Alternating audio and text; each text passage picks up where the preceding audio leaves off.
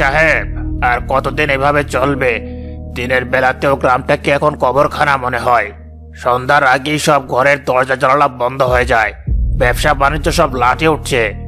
ব্যবসা তো পরের কথা সুমন ভাই, আগে তো জীবন বাঁচাই। কাল রাতেও তো উত্তর পাহাড়ের দিক থেকে কেমন একটা কান্নার আওয়াজ আসছিল। ভয়ে কেউ বের হওয়ার সাহস পায়নি। আর সকালে খবর পেলাম ও পাড়ার ছোট ছেলেটা নাকি নিখোঁজ। আমি জানি রতন, সব খবরই আমার কাছে আছে, কিন্তু কি করব বলো?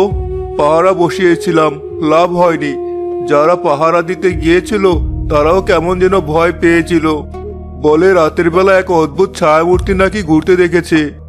ছায়ামূর্তি না ছাই, আমার তো মনে হয় এসব কোনো ডাকাত দলের কাজ। তারা মানুষ তুলে নিয়ে গিয়ে মুক্তিপণ চাইছে না, সোজা গায়েব করে দিচ্ছে। সুন্দরী মেয়ের লোভ দেখিয়ে মানুষকে ঘরের বাইরে বের করে আনছে। কিন্তু সুমন, আজ পর্যন্ত তো কোনো মুক্তিপণের দাবি আসেনি, আর যারা হারিয়েছে তাদের কোনো চিহ্নও পাওয়া যায়নি।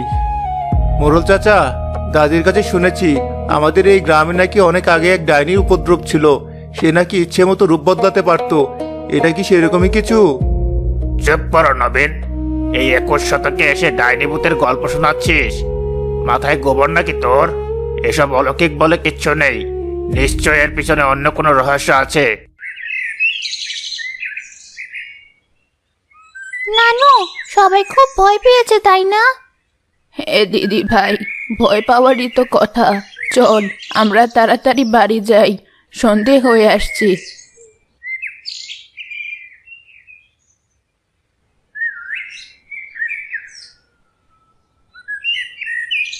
নানু, ওই দেখো সুবলের কাকার বাড়িটা। দরজায় মস্ত বড় তালা ঝুলছে। অথচ মাসখানেক আগে ওদের বাড়িতে কত হইচই হতো। সুবলের মা কি সুন্দর পিঠা বানাতেন। ওদের আর পাবি কোথায়? এক রাতের মধ্যে পুরো পরিবারটাই তো হাওয়া হয়ে গেল। কেউ বলে শহরে গেছে, কিন্তু আমি জানি সত্যিটা অন্য কিছু। কি সত্যি নানু? তুমি কি কিছু জানো? আমাকে খুলে বলো। মোরল চাচার কাছেও তো সবাই নানা কথা বলছিল। সত্যিটা বড় ভয়ঙ্কর দিদি ভাই। আমাদের এই সুন্দর শান্ত গ্রামটার উপর কারো কুনজর পড়েছে। লোকে বলে এক মায়াবী নারী নাকি রাতের আধারে গ্রামে ঘুরে বেড়ায়। মায়াবী নারী? সে কি করে? সে নাকি অপরূপ সুন্দরী, তার কণ্ঠ মধুর চেয়েও মিষ্টি। সে মানুষের দরজায় গিয়ে নানা ছলে সাহায্য চায়। কাউকে বলে আমি পথ হারিয়ে ফেলেছি, কাউকে বলে একটু জল দাও, বড় তৃষ্ণা পেয়েছে। গ্রামের সহজ সরল মানুষ দয়া দেখাতে গিয়েই সর্বনাশটা ডেকে আনে। সর্বনাশ? মানে দরজা খুললে সে তাদের ক্ষতি করে? ক্ষতি বললে কম বলা হবে। সে তার মিষ্টি কথায় আর মায়াবী রূপে মানুষকে ভুলিয়ে ভালিয়ে নিজের সাথে নিয়ে যায়। তারপর আর তাদের কোনোদিনও খুঁজে পাওয়া যায় না, ঠিক যেভাবে সুবলের পরিবারটা হারিয়ে গেছে। কিন্তু কেউ তাকে বাধা দেয়নি? গ্রামের লোক তাকে ধরে ফেলেনি কেন? কে ধরবে? সে তো পলকে আসে, আবার পলকে উধাও হয়ে যায়। আর তার রূপের জাদুতে নাকি সবাই এমন বোকা বনে যায় যে প্রতিরোধের কথা ভাবতেও পারে না। কিন্তু এভাবে তো চলতে পারে না নানু। ভয় পেয়ে ঘরে বসে থাকলে তো একদিন আমরাও হারিয়ে যাব। আমাদের এর বিরুদ্ধে কিছু একটা করতেই হবে। তোর সাহস দেখে আমার ভালো লাগে দিদি ভাই, কিন্তু যার সাথে লড়াই করবি সে তো আমাদের মতো রক্ত মাংসের মানুষ নয়। তার সাথে লড়াই করার শক্তি আমাদের কোথায়? এখন শুধু সৃষ্টিকর্তার কাছে প্রার্থনা করা ছাড়া আর কোনো উপায় নেই। চল তাড়াতাড়ি পা চালা, রাত নেমে আসছে।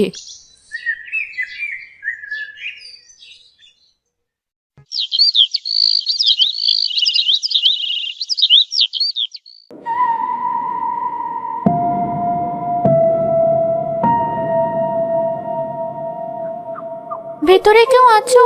আমি বড্ড তৃষ্ণার্ত, একটু জল দেবে? এত রাতে আপনি কে? আমি এক পথহারা পথিক, তোমার ঘরের আলো জ্বলতে দেখে এলাম। দয়া করো মা, এক গ্লাস জল দাও। আপনি ওখানেই দাঁড়ান, আমি পানি নিয়ে আসছি।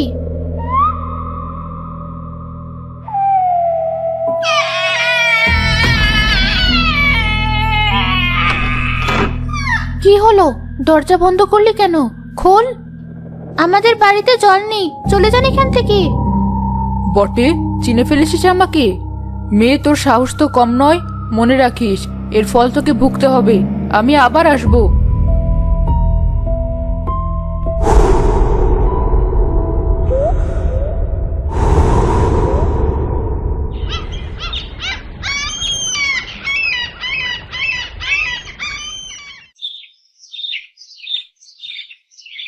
কি রে দিদি ভাই, এত সকালে তোর চোখ মুখ এমন শুকনো লাগছে কেন?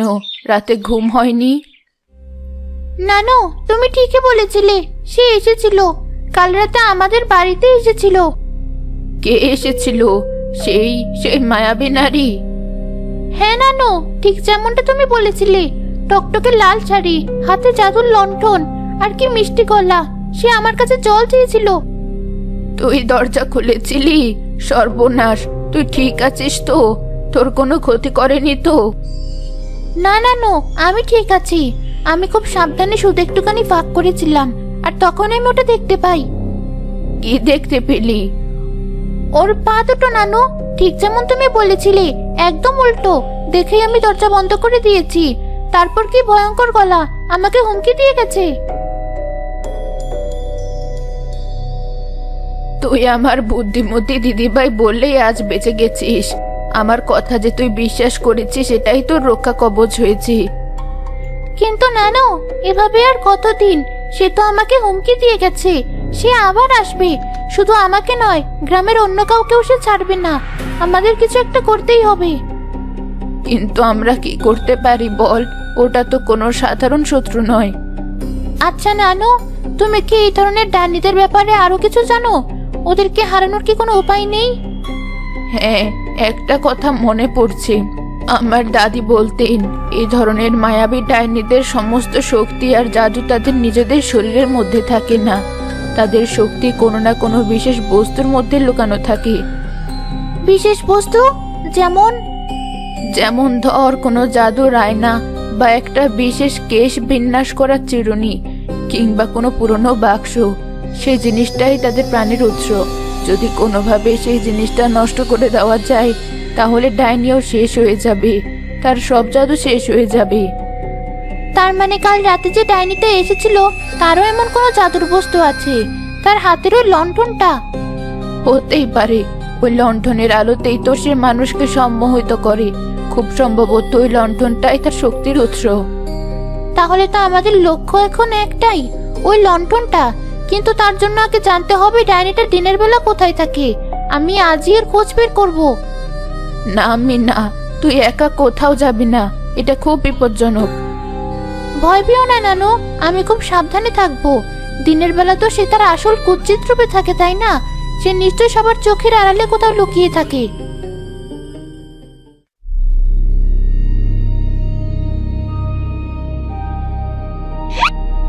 ঠিক যা ভেবেছিলাম, দিনের বেলা এখানে লুকিয়ে থাকে পিশাচিনীটা।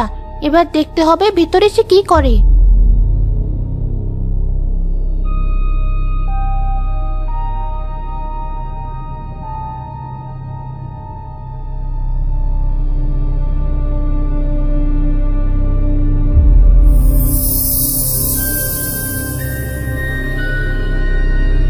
এ কি? কি হচ্ছে এসব?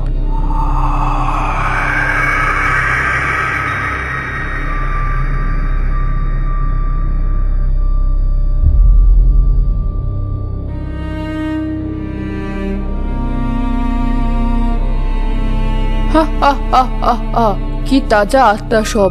আজ রাতের আমাবস্যাতেই আমার 1000 বছরের সাধনা পূর্ণ হবে। তোদের সবার জীবন শক্তি শুষে নিয়ে আমি লাভ করব অমরত্ব।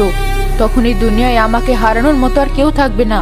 আমার এই জাদুর লণ্ঠন আমার সব ইচ্ছে পূরণ করবে।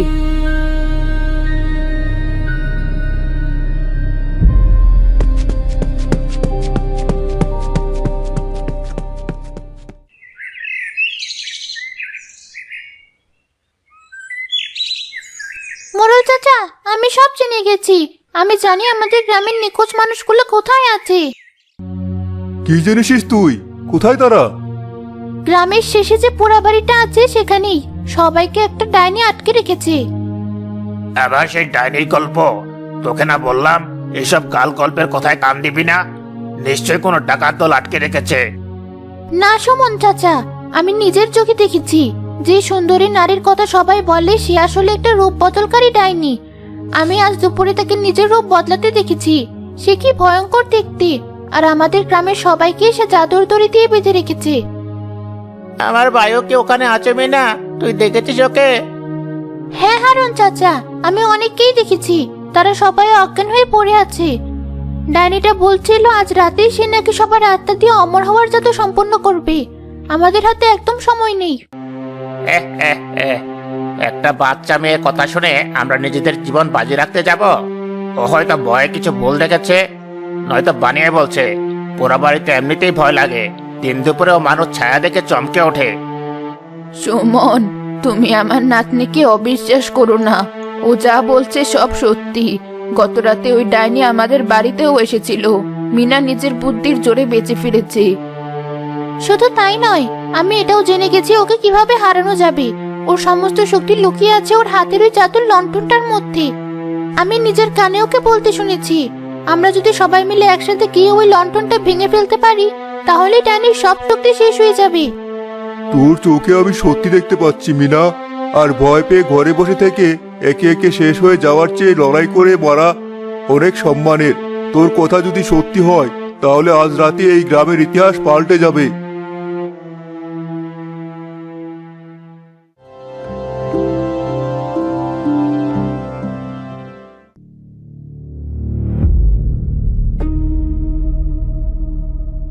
মিনা, তুই নিশ্চিত তো যে ডায়েরিটা এখন বাইরেই তার কাজ শুরু করবে? হ্যাঁ মোরল চাচা, ও বলছিল আমাবস্যার রাতে খোলা আকাশের নিচে ওর জাদু সবচেয়ে বেশি শক্তিশালী হবে। এখন আমাদের শুধু সঠিক সময়ের জন্য অপেক্ষা করতে হবে। আমার কিন্তু এখন সব কেমন গোলমালে লাগছে, যদি কিছু হয়ে যায়। সুমন চাচা, এখন আর ভয় পেয়ে লাভ নেই। যা হওয়ার হবে, আমরা সবাই একসাথে আছি। ওই দেখুন, সে তার কাজ শুরু করতে যাচ্ছে। এবার সে বন্দীদের বাইরে নিয়ে আসবে।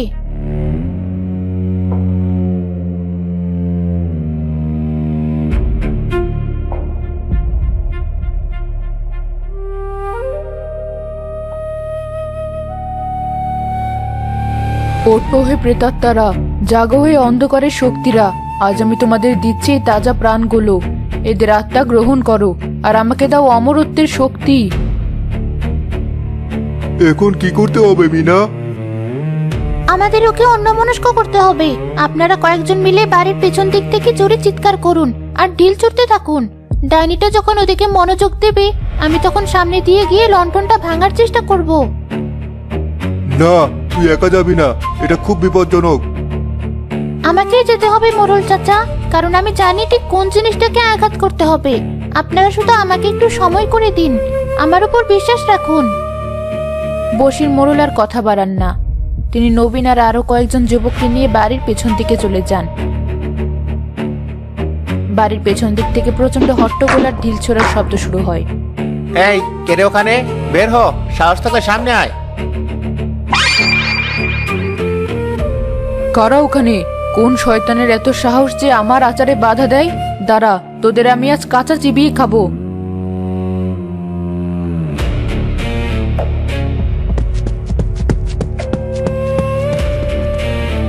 কিন্তু ডাইনিটা ছিল খুবই ধূর্ত। সে পুরোটা পেছনে না গিয়েও আর চোখের সামনে নজর রাখছিল। মিনাকে দৌড়ে আসতে দেখে সে আবার ঘুরে দাঁড়ায়। তুই পিচ্চি আপদ, তাহলে এসব তোরই পরিকল্পনা। তোকে তো আমি সেদিনই মেরে ফেলতাম, আজ তোকে কেউ বাঁচাতে পারবে না। মিনা, সরে যা। মিনা দৌড়ানোর সময়ই মাটি থেকে একটা বেশ বড় আর ভারী পাথর তুলে নিয়েছিল। ডাইনিটা তার প্রায় কাছাকাছি চলে আসার মুহূর্তে মিনা তার শরীরের সমস্ত শক্তি এক করে পাথরটা ছুঁড়ে মারে লণ্ঠনটাকে লক্ষ্য করে।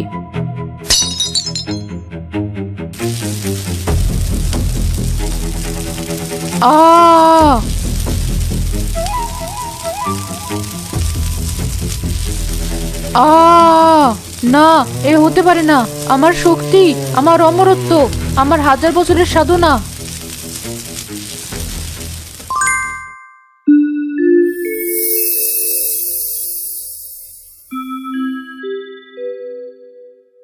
আমি আমি কোথায়?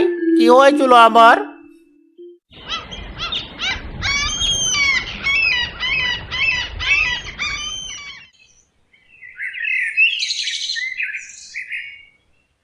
এই মেয়েটা যা করেছে তা আমরা সবাই মিলেও হয়তো পারতাম না।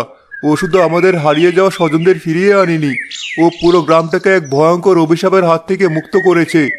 আজ থেকে শান্তিপুর গ্রামের সবাই তোর কাছে ঋণী হয়ে রইল মা। আমাকে মাফ করে দিস মা, আমি তোর কথা বিশ্বাস করিনি। তোকে অনেক যাতা বলেছে। তুই যদি সেদিন সাহস না দেখাতি তাহলে আজ আমাদের যে কি হতো কে জানে। তুই সত্যি এক বীরের মতো কাজ করেছিস। গ্রামের সবাই একসাথে মিনার নামে জয়ধ্বনি দিতে থাকে।